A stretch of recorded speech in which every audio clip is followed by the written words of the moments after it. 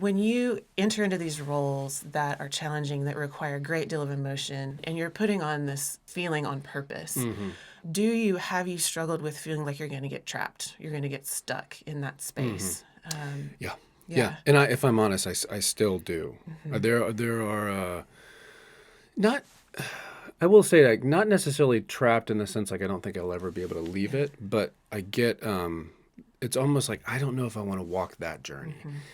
There was a show years ago that asked me to guest star, and I was going to play this doctor who assaulted somebody and all this kind of stuff, and it was very graphic, and I was just like, I appreciate somebody reenacting that in the reality that it needs to be seen.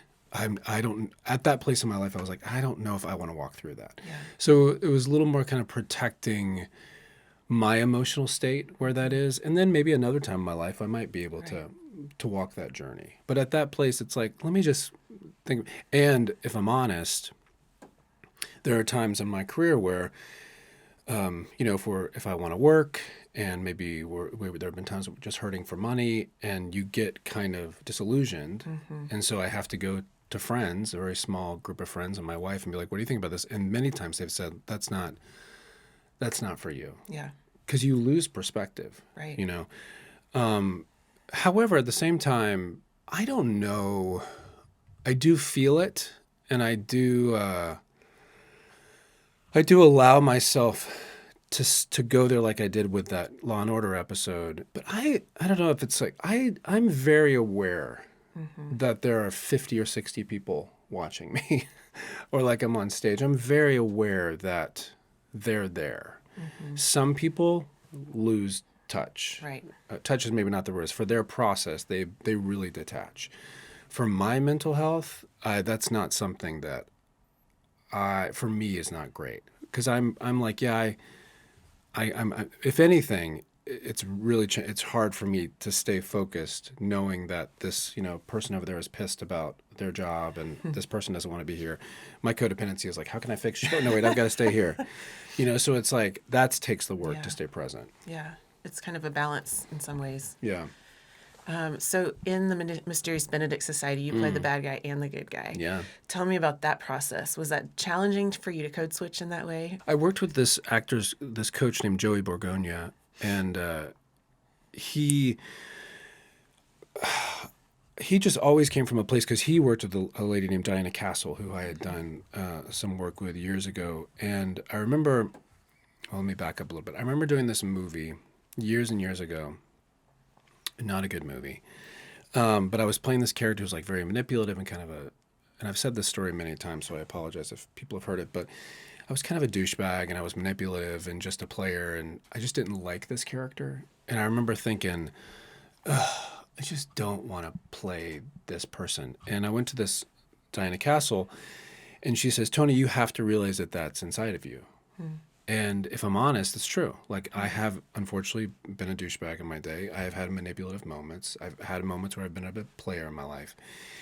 And it's like, you're not playing an idea of a character. You're playing, it's coming from yourself. Because I think when you bring it out of yourself, that's the most authentic version of that character. Now, in an audition, I might not get the role, but there's nobody else that can play that like I just did, because that's coming out of me rather than playing the idea. So when it came to the twins on Benedict, this Joey coach, a friend of mine, anytime he would always bring it back to, well, let's find that in you. Like Benedict is very empathetic and loving, and I like to see I enjoy having empathy and listening and being there for people, whereas Curtin is very manipulative, very scared, very hurt, very protective. I've got trauma. Yeah, It's like I've had people who've, done me wrong. I've held on to resentments. I've used those resentments, and not in a harmful way, but definitely to close them off. And so, like, you have to find those places within yourself.